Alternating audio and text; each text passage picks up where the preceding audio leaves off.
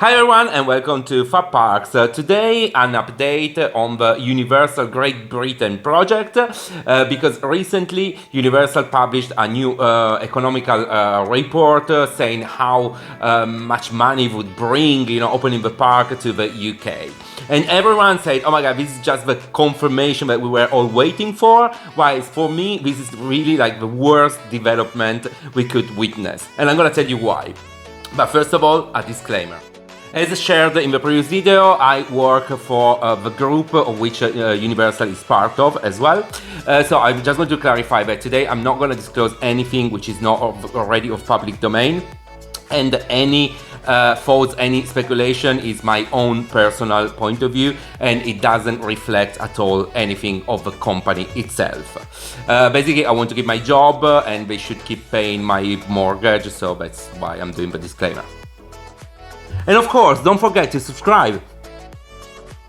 And so, recap of the previous episodes. We know that Universal bought this plot of land to develop a theme park, and then they kicked off the local consultations.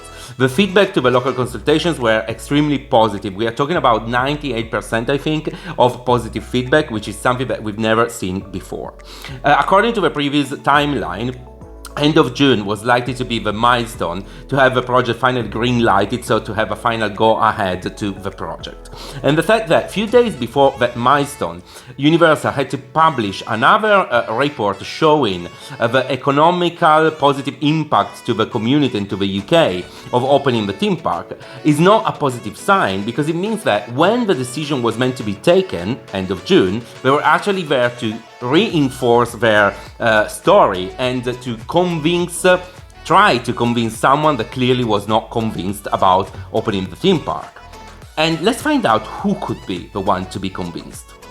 And so that has to be the government. Why is the government involved? Well, because this kind of project, they need to be sponsored but also funded by the government. If you look back then, what happened at Euro Disney in France, the French government gave, the plot of land was given free of charge, but also they gave interest-free loans for the equivalent of, back then, 700 million USD. And the French government paid for infrastructure. We are talking about railway, motorways and all that, which were worth 400 million USD. Back then there was a kind of war in between Spain and France to actually convince Disney to open at their own, in their own nation. And so what is happening here? Well, the government might not be so convinced about supporting Universal, Great Britain, and there might be different reasons. Let's find out what the reasons could be. And so the reasons are multiple. I would say the first one is, of course, that the deadline of end of June became really close to the general elections.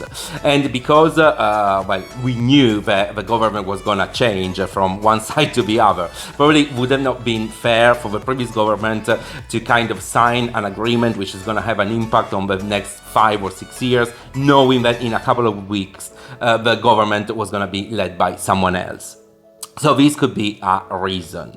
But it also makes me think that Universal might know that the new government might be less aligned in terms of splashing out money for these kind of projects. And that would justify the reason to creating a further evidence to support their case study. Also, there is another bit in the mix, which is Merlin. Yes, because Merlin, they actually say they would welcome Universal in the UK. Of course they would. But the CEO said something pretty strong, saying that everyone should play with the same rules. So if the government is gonna help and support Universal financially, Merlin would expect exactly the same help financially for the next upcoming projects, which is a bit of an ask, if you want. Also, it's worth mentioning that Merlin, it's the second in the world in terms of amusement industry, but also in the UK, it's a monopoly. They got like 50 attractions. They give lots of jobs and everything. So I'm not talking about lobbies, but I'm talking about kind of keeping them happy. It's something that this is gonna have an impact in the decision.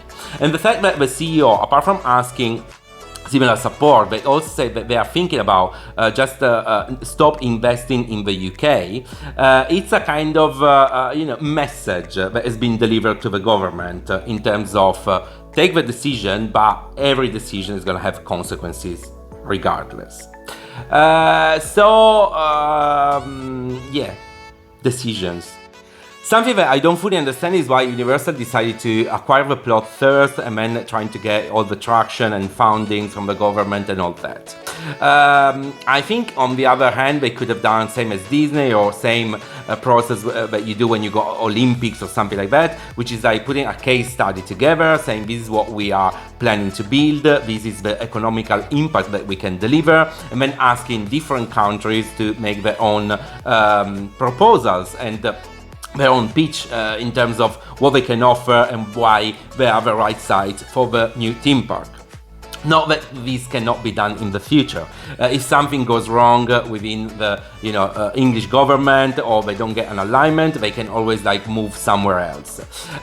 It's worth mentioning also that if the site was in Europe and within the European Union, they could access funds from the nation, so national fundings, combined with European Union fundings. Let's not forget that Energylandia has been probably 99% funded by European Union funds. So this is still an option, I guess, and that report might actually kind of set the scene should that be the case, but fingers crossed we will not get to that point. And so I guess it's worth assuming now that the new deadline is going to be the end of the year as originally planned. Let's see how the situation is going to evolve with the new government and what kind of direction they're going to take towards this project. I really hope that everything is going to go as planned and that I'm going to be completely wrong, and in 2 weeks we're going to have a final green light and we're going to move on with this exciting project. I will keep you updating on this topic, Universal Great Britain, so subscribe to the channel not to miss any new episode.